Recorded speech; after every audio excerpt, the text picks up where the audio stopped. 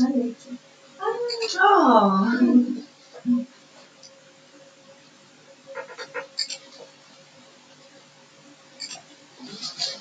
Okay, now we are live again. Ladies and gentlemen, welcome to our next session. Hello, let's say hi first. Hi. And today we are very privileged to be able to invite Dr. Jamie Schissel from the University of North Carolina at Greensboro, right? So she is first going to introduce us her recent book, which is this one.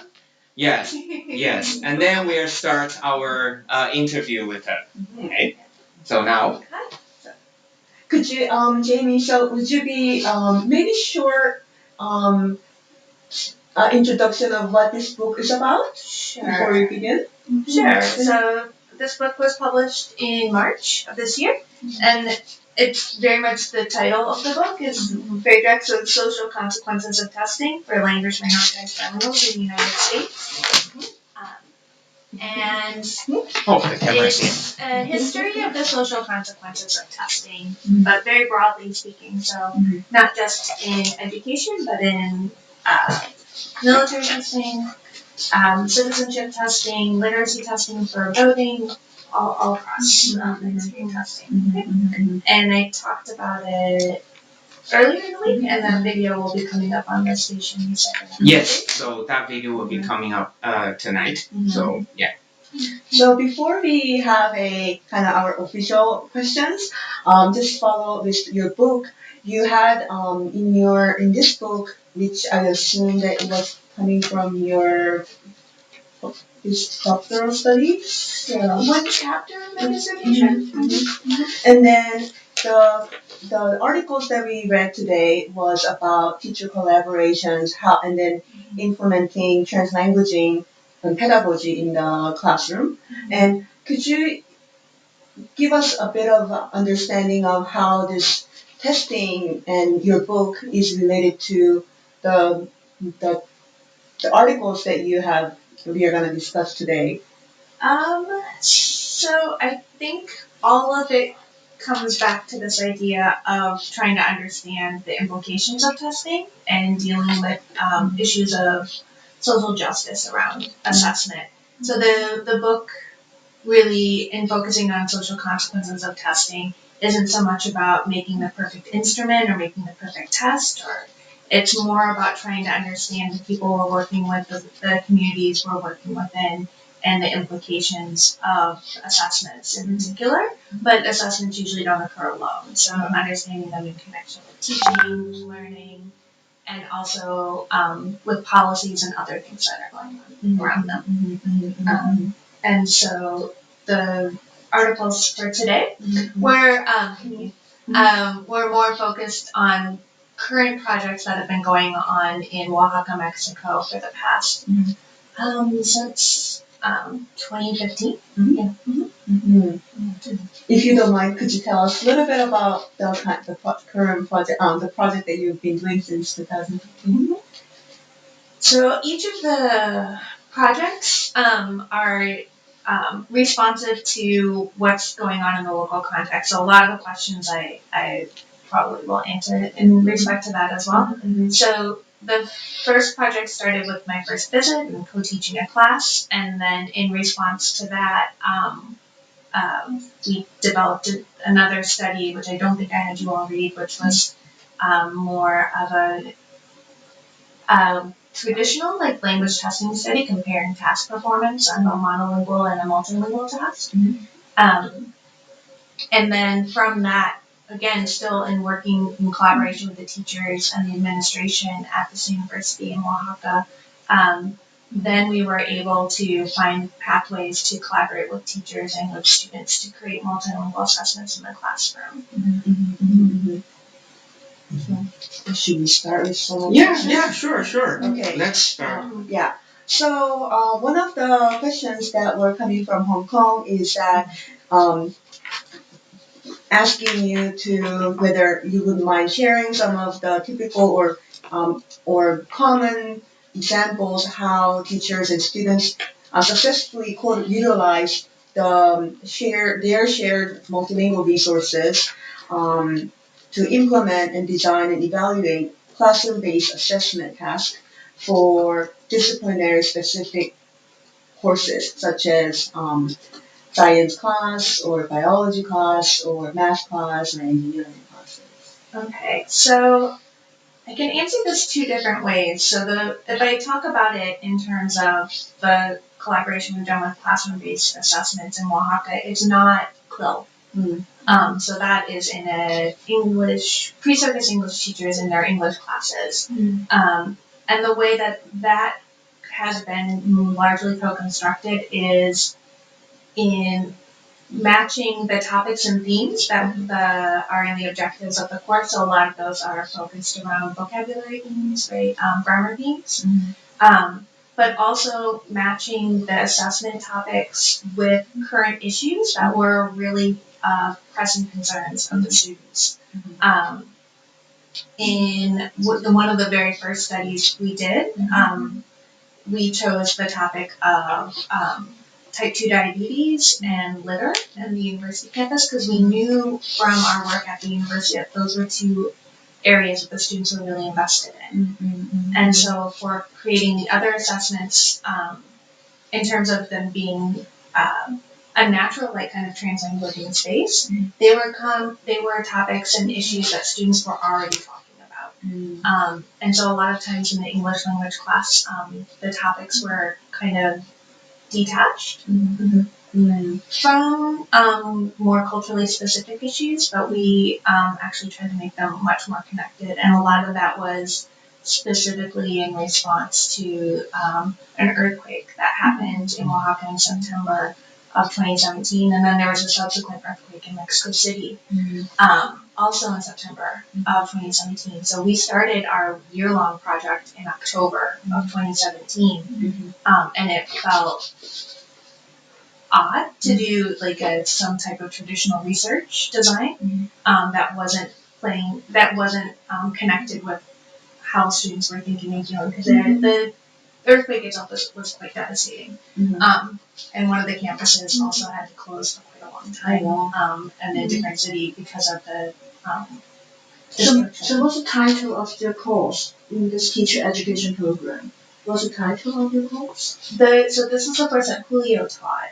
So it was just fifth semester English class. Yeah, just their fifth semester. So they have 8 semesters of English classes, and this was their fifth. So is it for English, general English, or in EAP? It's for, so it's in a faculty of languages, so it's simultaneously serving the purpose of helping them to become English teachers, but they're also learning English. Oh, okay. So the objectives are kind of learning the grammar, but you also have to be able to teach the grammar as well. So I guess where it's coming from when it says clue, we would call it a soft clue. A soft clue meaning is not like the technical, but you're still using content. Right. It's a content-based language education. Right, but they're being scored on the grammar.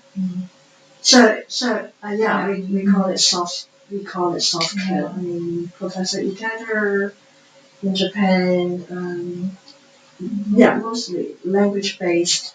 Okay. Like content-based language education.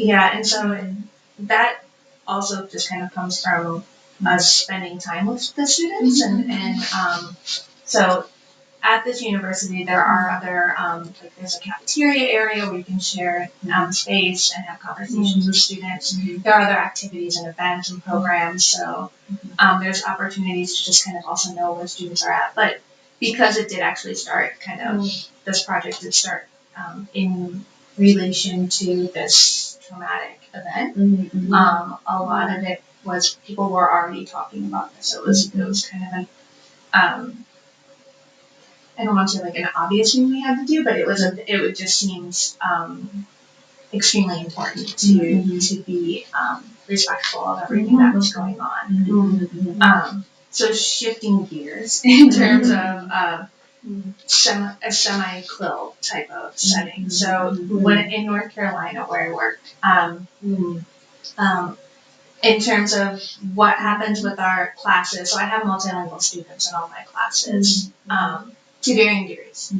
And so in terms of co-constructing, it's not assessments, I guess, like in a traditional sense, it would be more like a formative assessment type of situation.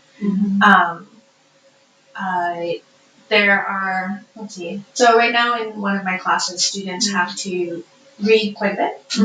And in response to the readings, they have to do quotes, they have to make connections with the readings, and they have to ask questions about each of the readings. And they fill out this Google form. And for the connections and for the questions, they're allowed to use whichever language they prefer. And so because there are quite a few students that share Spanish in the class, we also have students that speak Arabic in the class. We have a couple of students that speak Chinese in the class, Mandarin Chinese. The only students that have selected to use another language, at least in this assignment, have been using Spanish. And it's only been 2 out of the 27 students. But a lot of the work that I've done in translanguaging has been largely generative in terms of based on working with and in collaboration with the students. So not forcing them to do it, not telling them you have to do this, but creating these spaces where So they're training to become language teachers. So yeah, in this class, some of them are already dual language teachers. Some are already ESL teachers. Some are training to be ESL teachers or dual language teachers. Dual language, meaning they are dual language teachers. What does that mean? In U.S. schools, these are usually K through 6 schools. Dual language programs. They'll teach in a dual language program. They usually are teaching the non-English language. The Spanish, for example. Mostly Spanish, yeah. So just follow up with some of the points that you made. I have 2 questions. Yeah. So one was, it seems like the way that you approach the Oaxaca study is collaborative, ethnographic, and then Angel was and some of us were talking about it. Let's call it design-based study. But in your case, you said participatory action research. And could you please tell us why you frame that way? Okay, so So in our work, we've been saying we're using participatory action research methods or PAR methods. And for us, that means a lot of work in not only in planning, but throughout all of the stages of the research, really making sure that we're all understanding and on board with how and why our research is going in particular directions. Which often means that we don't necessarily have it's not the end goal isn't necessarily like very clear in terms of like how you maybe or how many research studies are designed. It's just kind of getting started and having this shared commitment to we want to work together, we want to work on translanguaging, and that's why we see value in putting it in assessments in particular, and just moving forward with that and seeing how that would progress. So with the first with a year-long PAR study in Julio's class, we did it with one assessment, and then each semester the class has 3 assessments. The first assessment we used translanguaging strategies within the assessment, which meant we had to decide which languages we would include in the assessment, and Julio was very strong in his opinion that he wanted to use English and Spanish only, even though he knew the students spoke other languages. This is a faculty of languages, so they're studying other languages as well for their major. But they also sometimes bring in indigenous languages to the classroom. But like little by little, we were building things up. So we had the first assessment, students weren't completely on board, but they were translanguaging in their writing. The second one we did English only, mostly because we were not sure that the students felt secure in the grades that they were getting for that first test. And because they had the real consequences of the scores on the test would be their grades for the class, we decided to work together in that way. And then for the third one, for the third test that semester, we also said like, oh, let's try again and see what's happening. And the whole time, Julio and I are co-writing the tests together. Sometimes I'm there, sometimes from a distance. And co-grading the tests when we can, and then I'm trying to analyze the data so we can figure out how to make decisions with, because again, these are the students' grades.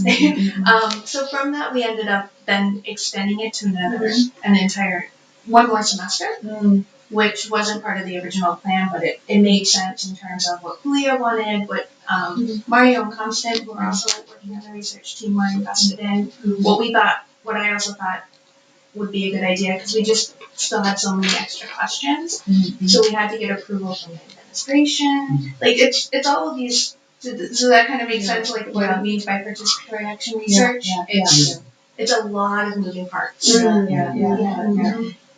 Here's a question. It's from Sam Salsa. Hi, would you please define accuracy in translingual writing? Something you mentioned just now, right? Accuracy in translingual writing. So it depends on what you want to focus on. In some of our studies, we did task-based. So it was, could they accomplish the task? Can you give an example? So could they make a request? Could they fit that speech act? Request in which context? So they had to make recommendations. So they had to make a recommendation to the campus about how to remove litter. Were they able to successfully articulate a request? So it's not just accuracy, but also the actual fulfilling the communicative function. Right. It's not just accuracy. No, but then it was with Julio's class, because they had to maybe use like present progressive, verb tense. And so within their writing, whatever skills and strategies they were using, we really need to see that they understood how to use present progressive. And that's translingual writing? So sometimes they were using, so we would use, if they wrote translingually, like if they were using multiple languages, that was their choice. That wasn't a requirement. The resources and materials that we used in the test were multilingual. So they had to draw from different reading sources in different languages to create a text. That's a recommendation to the university in the campus? Yes. So it's a very ecologically valid task with a very concretely defined audience and purpose. So it's not, accuracy is part of it, but it's not the whole of it. You're not just picking grammar accuracy. But are they actually achieving the purpose of their communication? And then it seems that the notion of accuracy comes from somewhat decontextualized notion of accuracy. Grammar. There is a accurate language over there that student need to achieve, whereas here is more of very a holistic communicative task. I need to persuade someone in the campus by my recommendation. I might make a grammar mistake, but if holistically I achieve my purpose. And that works in that situation, in that context. In that context, if it's a multilingual context, and actually, so the point of both of these different types of designing assessments was you had to be bilingual or multilingual to accomplish this. So if you didn't, if you were in this taking this test and you only knew English, you wouldn't do as well on this test as if you knew English and Spanish. Right. So it was trying to use that vision of bilingualism as a resource in the assessment design versus, for example, monolingual only exams, which would maybe if you only knew English, you could still take that. And it's kind of artificial, right? It is in a multilingual context. Yes. Just now in your example, you mentioned that those ones that you've given two tests, and you also mentioned that you are afraid that the students might not feel very comfortable about the score result of the multilingual test. So I mean, how what would I mean? I was wondering, how were you like negotiating out of this decision? Because this must be something you haven't expected, right? Before the research, I suppose. Then how did you navigate all this kind of unexpectedness happened in the process of doing the research? Julio took on a lot of that Okay. in the work, and because he had the day-to-day interactions with the students in the classroom. So what he would do is he was modeling it in his teaching. And so we were getting a lot of positive feedback about him using translanguaging within teaching. So not just using Spanish and English, right, but he also would speak German, Japanese, some Italian in class as well. And then encourage the other students to do these cross-linguistic comparisons. Or towards the end of the class, he had 6 students who spoke 5 different indigenous languages in the class as well. And it's just not common. I won't get into all the contextual factors, but like there's a lot of stigma around indigenous languages and indigenous identities. But he had 2 students that spoke 2 different varieties of one indigenous language, and so they had to like negotiate with each other within those within those different varieties to fully to make meaning. Within those languages. But intercultural communication. Right. But he said, and we talked with the students about it more too, that during this classroom space, like they actually this was one of the first times where they were supposed to bring those resources in, and we talked with them about it. Affirming their resources and their indigenous identities. For a faculty of languages, that was also just an important thing to have as a culture within the department, is that it's a multilingual, supportive view. But that had to be not just in name only, right, or like superficially done. It had to be part of or just valued in their learning too. So I think this is a great example of what you said, the participatory action research. That actually the research is also shaped by what is happening during the process, and also generating positive results for the participants as well, right?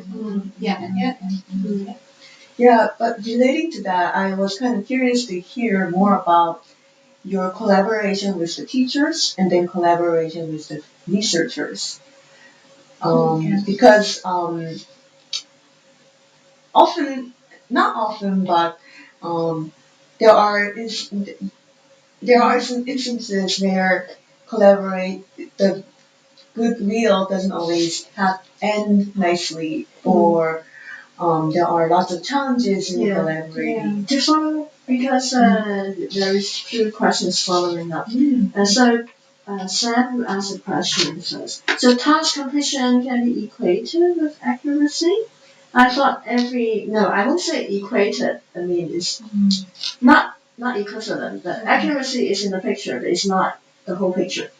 I thought every creative structure, linguistic structure maybe, that can be negotiated and mutually understood can be considered acceptable. Yeah.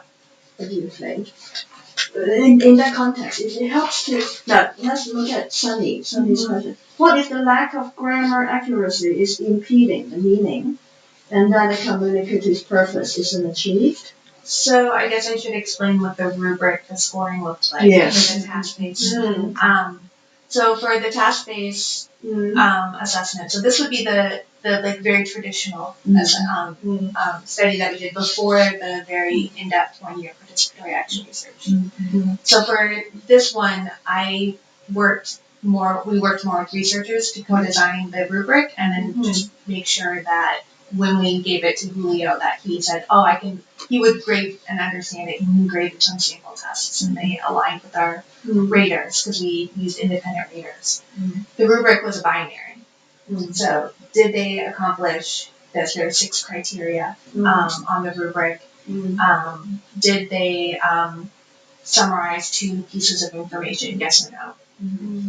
So if they didn't include, and the summary of the information in the readings would then, for the multilingual test, they had to have something from something in English, something in Spanish, right, in order to get the yes. And then from the English only, one reading that was in English, another reading that was in English. I don't remember all the criteria off the top of my head. So one was like making sure the register was appropriate. So one was informal, one was formal register. And then the interesting aspect was they both had one criteria in the rubric was higher order thinking skills, so analytical skills, and evidence of that through and I can't remember exactly how we operationalized it. I'm sorry to not be able to articulate that into the article.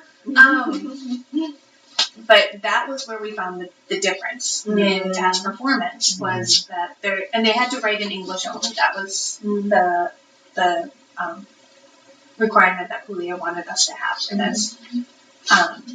So in terms of presenting more in-depth analytical skills in English, they did that at a level statistical significance better on the multilingual assessment. The one with multilingual materials than the one that was English only. And again, it's a small number of participants, right? But this was that was the information we needed in order to feel okay about working in a classroom where they would be getting grades. Because this task-based assessment was not grade-based. So does that kind of it's like in terms of accuracy, it's real task-based assessments are just very different in general. And it depends whether, like, if it really impedes communication, then I cannot achieve. Well, then they wouldn't get they didn't get exactly. And we had a really good high inter-rater viability coefficient for I had everything double rated. Like I did we did the because this was the one study where we were trying to make sure that like we had evidence that was very acceptable to a lot wider audiences, and in particular for the administration. Really evidence-based research, to speak to policymakers, to speak to them. And even still, though, when we in the way that it's written up, like we are careful to hedge and to contextualize it. True. Constant Learner, who is also on the project, went through and was very careful to make sure that we weren't overstretching our findings. So the way I'm saying them right now, I might be overextending what we found in that study. Absolutely. Pioneering study is very important. Of course, we can build on it and extend it later on.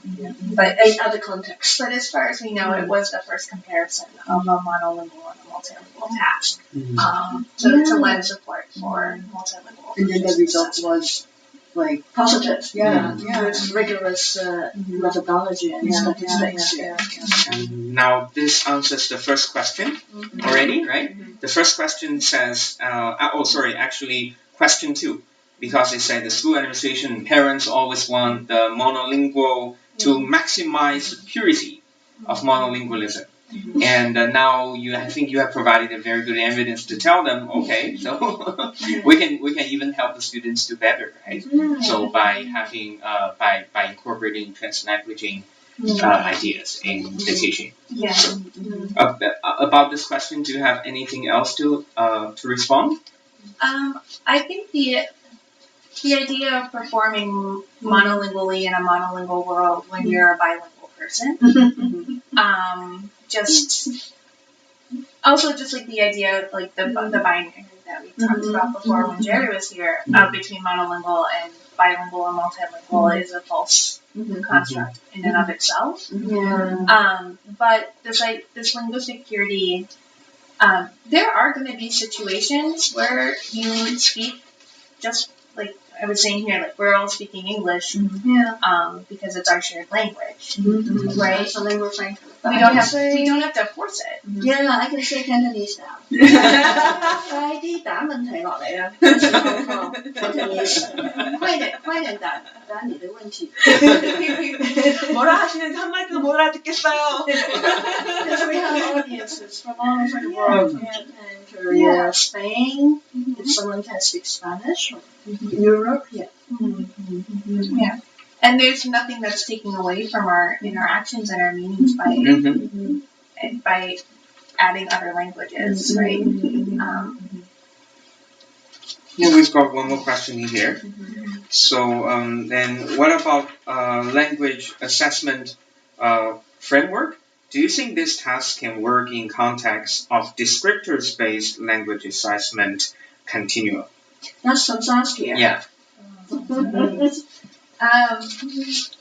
about language assessment frameworks? Do you think these tasks can work in the context of a descriptor? I don't know that I 100% understand descriptors based. Or like a can-do statements, like CIFA. Like a proficiency scale. Yeah. Okay, so I think okay. But Saskia, these are can-do statements, right? They also need to be contextualized, right? I think if I'm understanding this correctly, I think the assessments can exist being multilingual in terms of that you can still accomplish those can-do statements multilingually. The issue gets into, and I don't know if this is exactly the direction you're trying to go into, but the idea of trying to create a translingual scale or can-do descriptors of translingualism, and I just don't think that is necessary or actually ethical. Because it's so contextually specific and individually specific and negotiated. That I actually don't. Other than for to fulfill a researcher's desire, I don't know that fulfills any it doesn't really match reality. I guess I don't see a need for that. I don't know, Saskia. I think one example is if the can-do statement is I can engage the audience, I can keep them attentive and entertained. Then I might need to have a joke in a local language that I think the audience can understand. Then I'm doing translanguaging to engage the audience. I don't know whether that helps to respond to this question. There is this Sam again. Thank you, Sam. Can complexity be considered as a measure of assessment in translingual writing? Again, we're saying purpose, right? I mean, if it's depending on the context, if you make it too complex, then it might defeat the purpose in that context, right? Sometimes simplicity is more difficult to achieve in some contexts. Oh, that reminds just now when you were talking about the descriptors. So my the IELTS writing rubrics comes to my mind. There were things like this: using a basic range of vocabulary, and using an intermediate range of vocabulary, and using a higher level vocabulary. So those, I believe, are actually the descriptors. And when I reflect on that, I felt like some of the descriptors not only focuses on language accuracy, but it and also using English only, of course, but also it pushes students to use. It has imposed standards of genres on them. So they give you a writing task, but they also impose a genre through the rubrics. Right. So I mean. But some genres are context dependent, right? Yeah. Sometimes I say, "Oh, I'm really angry," but it's no, you're not using a high range vocab. You say, "I'm really irate." Okay. If I'm really mad, no, it's too informal. I'm irate, right? So it depends on the context whether I should say I'm mad or I'm irate. Right? It depends on the context and your purpose. So that's not only in translanguaging, right? That's transregistering. Yes. Transgenering. So that's what I was saying. Right? We're doing trans something, okay, transfeaturing all the time. Even if you think we are just doing monolingual English, we are not. We are doing the trans thing to be sensitive to the communicative demands of the situation. I still have some questions about the research, how you collaborate in terms of research. Because can you please elaborate? And I think you've mentioned it, but if you don't mind, would you be able to elaborate more on how you divide the role between a researcher and then the teacher. You know, Who does what? Yeah, and who participated in the whole Okay. research, and then who did what?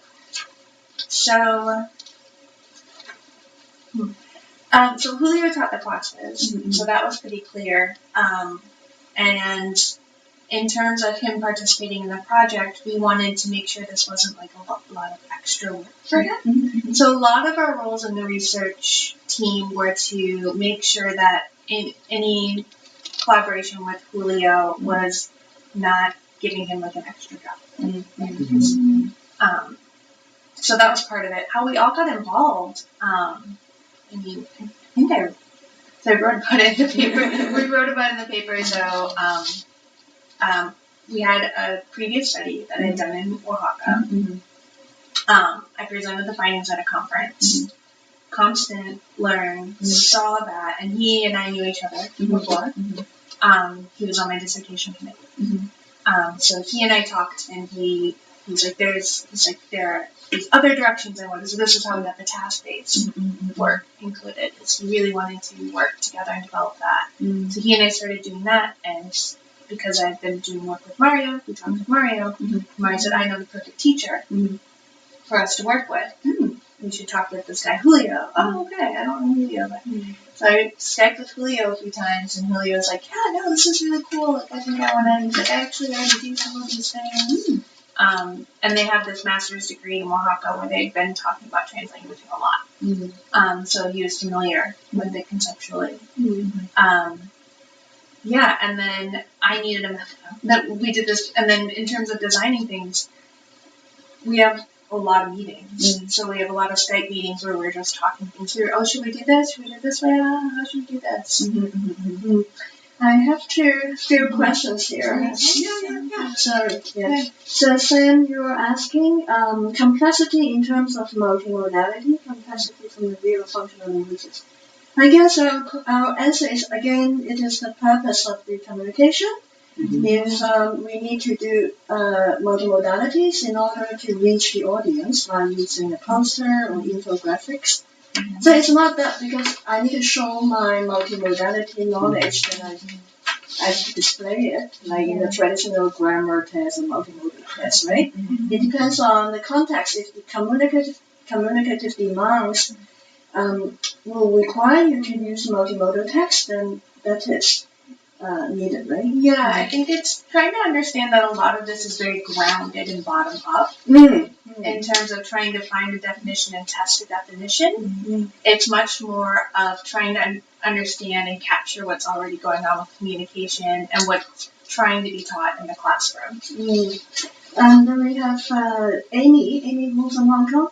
Beyond the traditional advocacy work such as activating students' background knowledge, affirming their indigenous identities, and not reproducing the hierarchy between languages. What's your question again? Beyond, Amy, you need to type your question again. It is not achieving your communicative purposes. Even though the sentence shows a lot of grammatical accuracy and grammatical complexity, but I haven't got your message. Please rephrase your question. And then Sunny has this question. Could you explain a bit further how multilingual assessment can be used in terms of assessment of learning, assessment as learning, and assessment for learning? Sunny's question. Thanks, Sunny. So I don't know that I can completely talk to all of that in terms of like Jim Kapoor's work or I think Carolyn Turner's work on assessment for and assessment of learning. What I can say is a lot of so I feel like there's this contradiction, right? So the way that I'm talking about assessment doesn't necessarily feel exactly like traditional forms of assessment, but it functions as traditional forms of assessment, right? So the generative process of how they're created are quite different, but it's it's administered as summative assessments in the class. And so that's because that's what the students were expected to have. That's what the teacher was expected to develop and use. And so that's how we used those assessments. In terms of how I do it in my own teaching, where maybe it's more formative, and it's definitely more about, so that would be more of like the quill type of area. Learning through doing the process is very important. So when the students are writing their reactions to the readings, right, like part of them going through and writing about their connections, part of them writing their questions up is having that dedicated time and space with their thoughts, like thinking through writing. Could you tell us more about that part? Because I was kind of curious, like you encourage students to translanguaging in their writing in your course in University of Sheffield School, I guess. Yeah, Greensboro.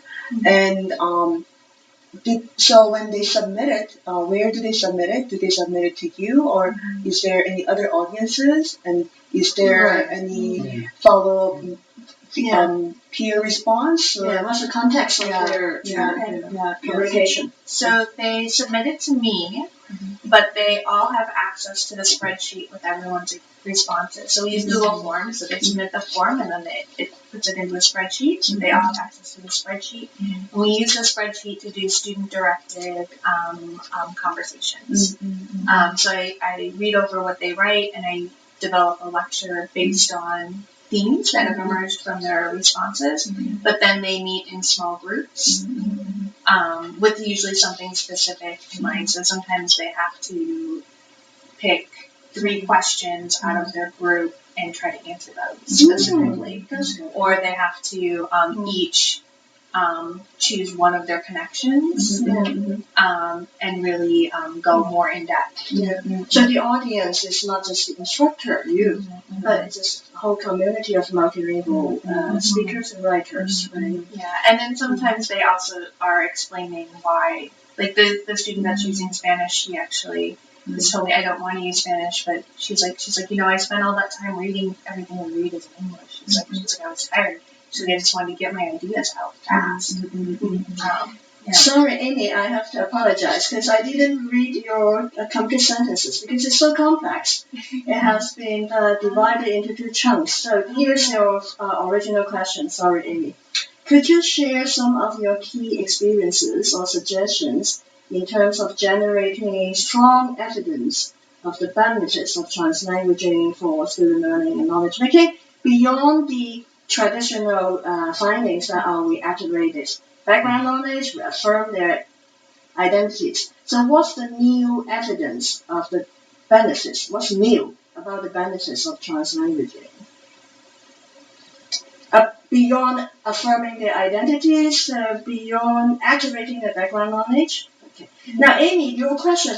Learn to write your question to the point so that it doesn't get chunked up into 2 parts. The limitations of the YouTube comments section. Yeah, that's right. That's right. The constraints for writing. The constraints for this platform, this medium. I mean, it's not like writing an email. You can write a long question. So you need to make your question to the point and within one short message. I think Amy probably get a very good score in IELTS writing because that's really high level of complexity yeah. and accuracy. But not for this platform, for the IELTS. Sorry, Amy. Actually, we are very appreciative of your question. Benefits. So I think the one about the engaging in higher order thinking skills is the clear one we had from the research, that one of the studies. The other aspect of it really is the idea that creating something that's a bit more realistic in terms of having assessments, having classroom situations actually mimic a bit more. Language use outside of the classroom. The ecology. Yeah, the socio-cultural, socio-linguistic ecology. And then in turn, all of that affirms identity, so does all that work. But it only does that if it's more realistic. So I think like the idea of text needing to be decontextualized, needing to actually, like, I don't know if you've ever written in a standardized test, but you actually need to have it so that it's not supposed to connect to background knowledge. It's not supposed to, right? Only the information on the test is what you use, right? So this is a bit different from classroom assessments. But especially in classroom assessments, and especially for language education or in CLIL as well, having it be something that feels useful or resonates. Like that example about camel, right? On camels are herbivores. Then the science teacher in Hong Kong classroom as a Hong Kong lady who has may never see a camel in Hong Kong. But the students, camels, of course, they are herbivores. Oos. Is their word for camels. And then he says, oos, I know something, right? So, but you can contrast this translanguaging pedagogy with another one, which is like, camels, what is it in your heritage language? Tell me. So, now this is totally artificial, right? I might or might not know camels in my home language. It's totally being asked to display my knowledge, right? This is not naturally ecologically called for in that context. Right. But just playing a devil's advocate, wouldn't some people say, if we allow students to do a translanguaging in our learning, we don't have any rigor. It's going to be too easy for students, and it's going to be broken English in the future, and they're not going to get any job. So we should not going to get IELTS. and not going to get good IELTS. They're not going to go to university. We need to stick to the monolingual practice. Standard English is important. Use complex vocabulary. So maybe there's another space for that type of language instruction. Actually, I don't disagree with sometimes having like strict drill language instruction for purposes to pass that particular test, right? That test still exists. Those particular forms are there, but but like we were talking about before, like that test isn't actually that valuable, right? Like, so if you take the TOEFL, it's for the exchange value. It's not for the use value, quoting Karl Marx. Exchange value of that task. Beyond the exam. Can I say something? Because I had a part-time working in that part of language instruction you mentioned. Yes. So I think as a teacher, we still have agency, have space to utilize the test. For example, the students have already compiled a lot of negative emotion, even hatred towards the test like this because they've taken it for too many times. And I think as a language teacher there, to help them to pass the test, I mean, it's not. I don't think it's there's no possibility for collaboration or incorporating translanguaging even in that context.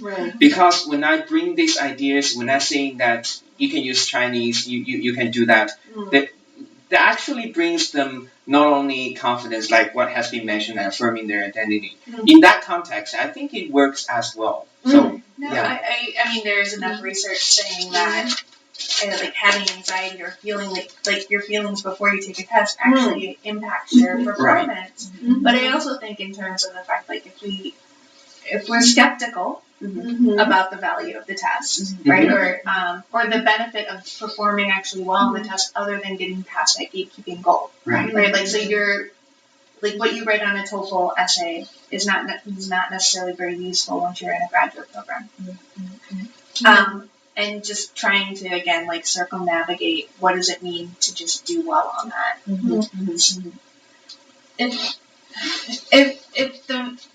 If we're always continuing to focus on like, well, we need linguistic purity because we need to do well on this test because the test only allows for that. But we actually don't even care or value about the test very much. And we know, like, in terms of research evidence, there's not a lot of predictive validity in terms of the score on that test and how you perform them in your classes as well. I think IELTS like have the high logic, predictive like all of the logic about like how much we focus on that monolingual ideology in relation to that test, in relation to what it means, starts to fall apart. So then why not in your class like have fun? Yeah, yeah, yeah. like not everybody maybe wants education to be fun, but like. Yeah, can I add one more sentence about that? Now, I find that the tasks actually being given, being showing up in the standardized test have already incorporated a lot of. They try to contextualize it. For example, in the listening test, it will just play an actual audio of classroom instructions in the university. But I would personally feel that the problem is more at the way that the products of the students was graded, like the rubrics, like how we have, even though they are responding to a teacher in the university classroom, then we're still grading their response according to the level of vocabulary, whether you have used complicated sentences. There's still a lot of issues in terms of language assessment research, or language assessment research in terms of the sympathetic rater, right? And so they're trying to pull from people who are more distant from language education to be raters, because they say people who have too much experience with learners of languages are too sympathetic when they're rating, right? They rate artificially high. Right, this is just like a different perspective on what bias means, right? Like, so if we value a person who has this more sensitive listening skill, listening capability, they actually are probably the person that will be working in these multilingual settings. It makes sense for them to do the grading and have those interpretations valued, as opposed to comparing it with a very unsympathetic.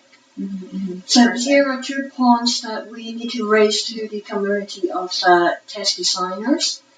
One is, number one, in an English-speaking country, like in SFU Canada or in the US, chances are, lots of the time, you have a lecturer or instructor who is a multilingual speaker. But then it's the IELTS, TOEFL, you only feature so-called standard English speakers. You are actually being very invalid the task. Okay, number one. Because then you have students coming to the classroom and say, oh, I can't understand this professor's English. She's not speaking the Queen's English or BBC English or CNN English. Of course not. Okay? Now, this is one point that the test makers need to think about. Another point is the raters. It's not like, it depends, it's a two-way street, understanding. Okay, can I understand this multilingual speaker? Can I understand this multilingual professor? It's a two-way street. So how much effort am I putting in to do intercultural communication? So are we assuming that this is something which is not interactive? Anyone who comes in as a rater will give you the same response. Well, if this rater is more proficient intercultural communicator, doesn't need to be a language teacher or whatever. It's another dimension. And that just changes what you need to do in terms of rater training and rater calibration. And right now, I mean, that, I don't know if you've done work on rater, where you really have to just like be one with the rubric. And shifting that mindset as well within. The rubrics involve interpretations. It's always an interpretive process. And your interpretations involve your background, frames of reference, exposure, your belief systems. If I believe that test taker should speak standard CNN English or BBC English, then I would interpret the rubrics in a very different way from someone who thinks that both sides need to make an effort. And so testing also needs to take place in an advocacy framework. That is, in the institute, it's not deficit-based. We need to be bold enough to talk to our colleagues whenever they complain, oh, this international student, this multilingual speaker, I don't think they should be in our class, whatever. Then I need to be bold to say, wait a minute, maybe the deficit is in us, because we haven't been learning how to interact with people coming from all parts of the world. We need to do intercultural listening and interactions, right? Why do we blame the students all the time?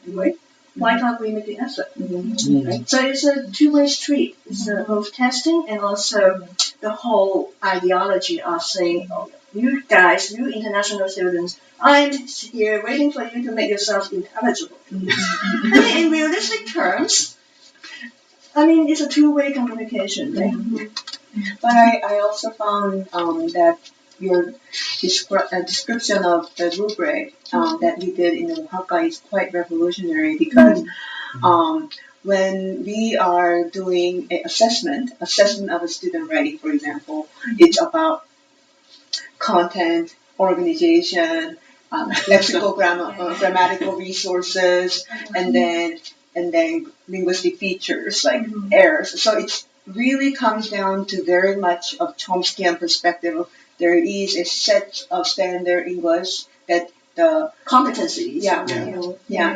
rules. But it's more your rubric is coming from a very different linguistic traditions where do they make meanings? Does the task is accomplished? And then also add value to like those who are using multiple languages in a very meaningful way. Yeah, and it was actually Constance talked a lot about us needing to do that to make sure that we weren't creating some type of translingual scale or translanguaging scale, right? So that we could find a way to compare things across using multiple languages and using just English only.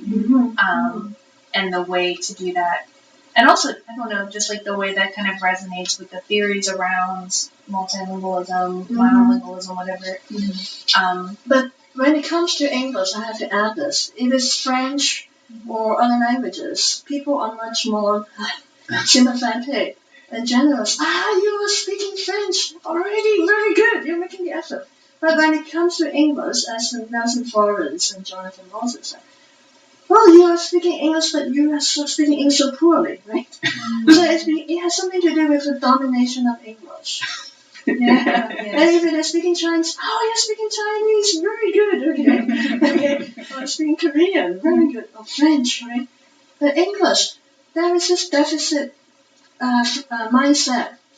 Whatever you do, you are still not reaching the benchmark or something.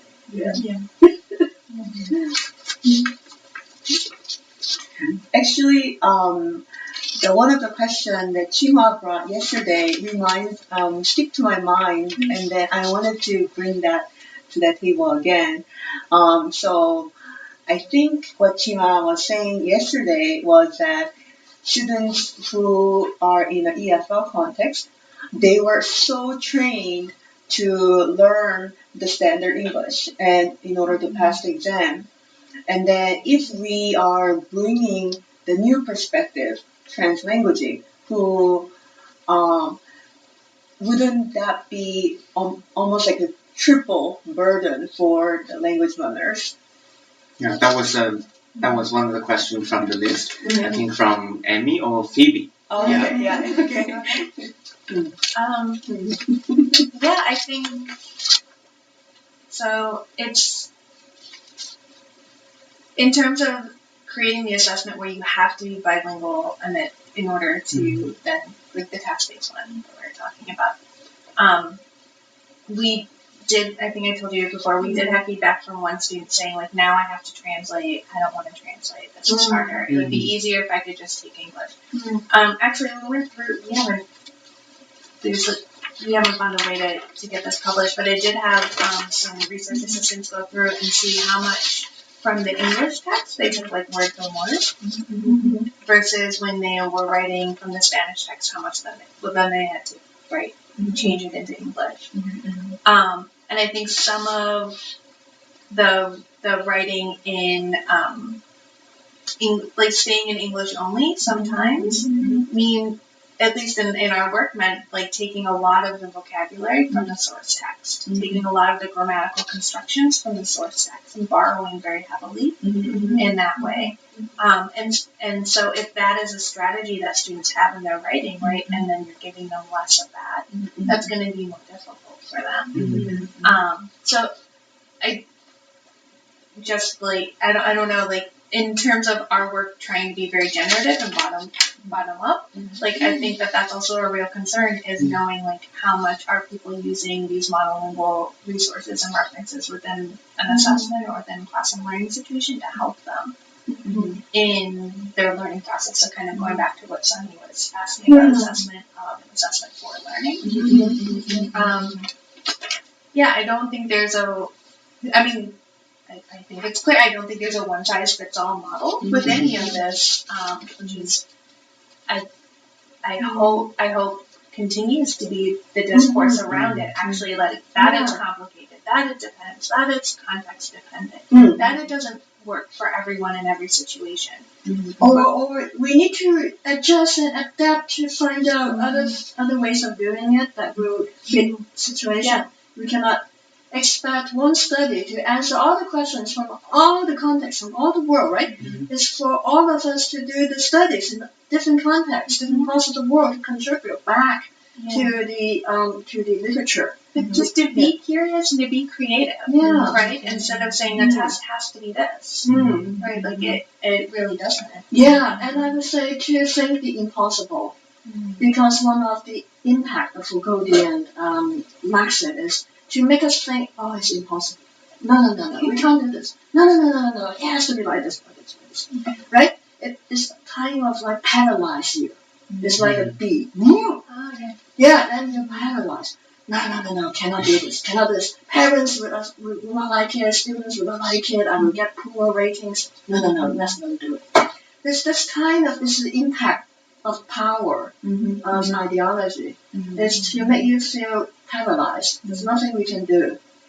But we need to break through it. It's more than just creativity, criticality. It's to think the impossible. Otherwise, we are paralyzed. It's impossible. Don't ask me to do it. Okay. Now you guys can publish it and get your credit points for your tenure and promotion. But we teachers, we cannot do it. Parents will like it. So all the impossible discourse paralyzing us.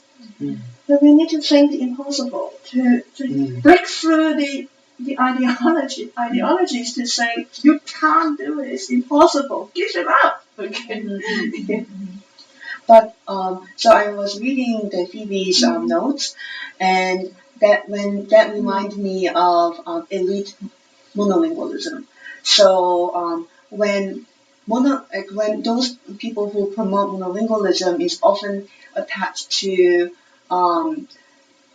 elite, and like coincide with elitism, where it's a British English or American English.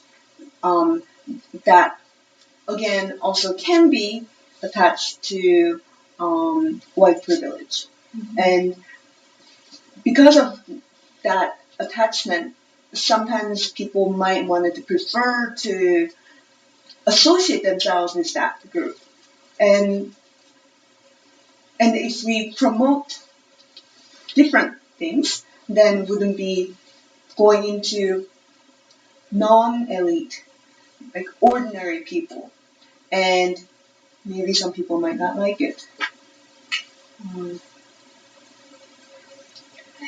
I mean, it's go ahead. So I think some of the trickiness with this is thinking that that type of all of those things can be equated with each other, or that speaking a language in a particular way will then afford you all of those other qualities. There's enough intersectional research now to say that no. Yeah, and we have this match guys experiment. But it's the same voice, same person, but you don't see the person's speaking. And then you say this is an Asian woman saying it, whereas you say this is a Caucasian woman saying it, then the ratings are totally different. So it has nothing to do with your pronunciation, your intonation, your native speakerness. So it's like a false promise that you're giving students, right? That if you just learned it, you will get it. You will get all these other things. When really, like, you're still engaging in all these ideologies that aren't being addressed when you're only when you're so focused on that goal. It's kind of like the colonial master's housekeeper. You think, oh, my white colonial master loves me because I speak just native like, just like my white colonial master. that you're just a housekeeper. At the end of the day, you know that you're still second class. You're still not white. No matter how native-like you are. And you can say, oh, look at that slave girl, that slave boy. They speak such broken English. My English is much better. I'm so native-like. So this metaphor is like the housekeeper of the colonial master. Now, if we buy into that, I want to retain my status as the number one housekeeper in my white colonial master's house. Okay, that's your choice. But I have to tell you, it's false promise. You're still second class if you buy into this colonial master's discourse that this is the perfect English and I'm near perfect. And these are those poor girls and boys, slave boys. They are far away from native English speakers, moms. No, we cannot do that. You can't deconstruct your master's house with your master's tools. And I think that ties well with the linguistic entrepreneurs, that if there's false promises, if you master this, you're gonna be this, but Then they will say, oh, you still lack this. You still don't speak like this or this. There's always still one more thing you need to achieve. I think Jonathan Rosser, they already say that. Well, I think so. Actually, you write about it in the book. It's the role tests are there and it's important, but when people want to oppress, they will use whatever tool possible to oppress. So whatever the person that's being oppressed is doing to try to fit that norm and standard of the oppressor, the oppressor's whole point is to oppress. There's nothing that can be changed. And they also want to divide and rule. Exactly. Yeah. They want to say, you are better than the others. You're native like. See, you are much better. And then you are so happy, okay? This divide and rule of the colonial master, okay? We do have a question. Sam, you asked if we could define the constructs of translanguaging and how its development could be measured. We could train our students and incorporate peer assessment into our evaluation. And then Amy asked, are there specific references, examples you can recommend in terms of designing a type of assessment rubrics in multilingual context? Yes, so there's a special issue that we just published of Language Assessment Quarterly on the construct of multilingualism and language testing. I will try to put that link in the discussion below while I finish editing today's session. Yeah. And so the introduction just talks in general about the limitations about any type of skill. And then there are 5 different empirical articles looking at different ways that this has been taken up in work, and 2 different commentaries, one on the European context and one kind of talking about ideologically, I think comparing code switching and translanguaging. So, yeah.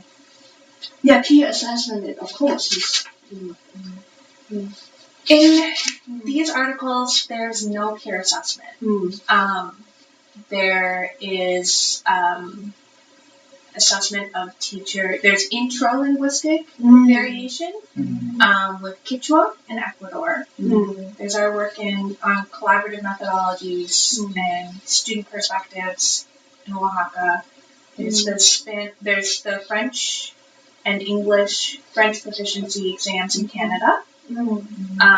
Dual language Spanish English tests for kindergartners in the U.S. and test accommodations in Belgium. Yeah, but it's not. There's none. So it's good for our... But peer assessment is. I know that that's a direction we're moving into a little bit because one of our colleagues does collaborative peer tutoring. That's her work.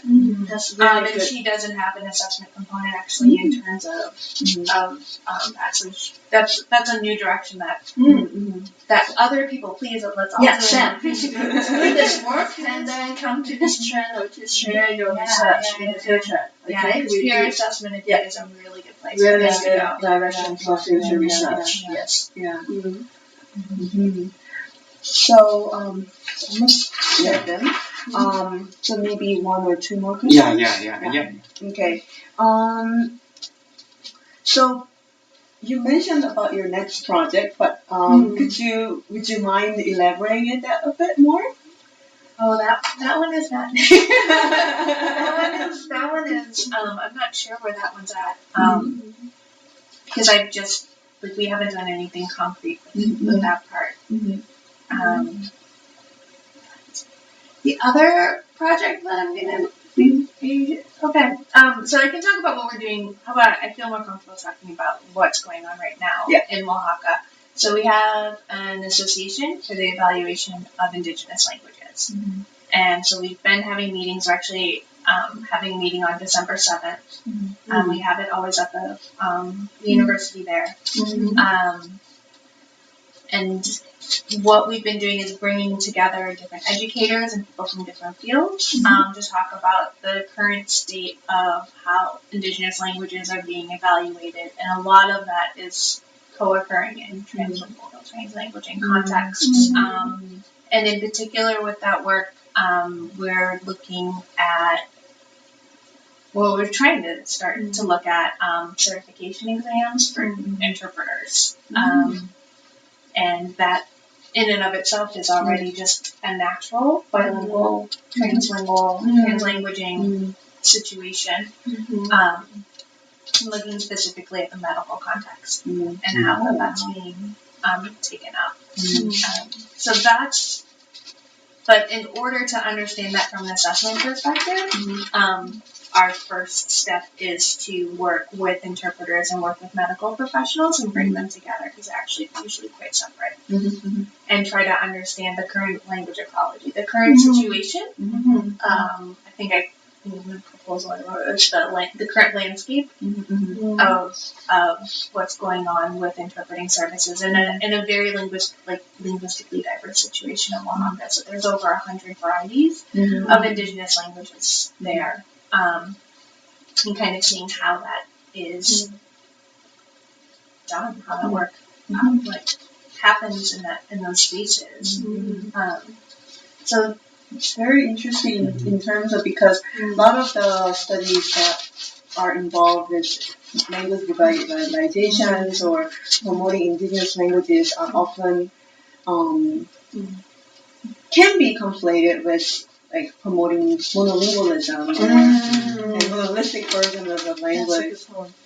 But in case your situation is again, how do they accomplish the tasks, and how can those meanings can be translated for medical purposes. And then our hope is to also talk with the people who are doing the certification exams at the national level, and to inform their certification criteria. And coming from the Creole literature, it is really interesting. Multilingual Creole is certain. Medical professions. But again, it's always, instead of creating a criteria and listing it, right? It's really coming out of how languages are being used and what's the reality. So the criteria are ecologically valid. It's not dreamt up from a linguistic point of view only. Capacity, accuracy. Okay. Yeah, I think it's time for today, right? And we are continue tomorrow. Tomorrow we have Eugene Martusov, Professor Eugene Martusov. He is a very good scholar in Batin, heteroglossia, dialogicality. So tomorrow at the same time, come to our channel, okay? And don't forget. Don't forget. Don't forget to like this video and also click on the little bell to remind yourself of our future live events. And also remember to subscribe to the channel if you haven't. And to share it, to share it with your colleagues, friends, and students. And if you have any questions, please write in the comment box as well after the video is uploaded. We will continue to answer questions. Without the video. Okay, thank you. Thank you. Bye.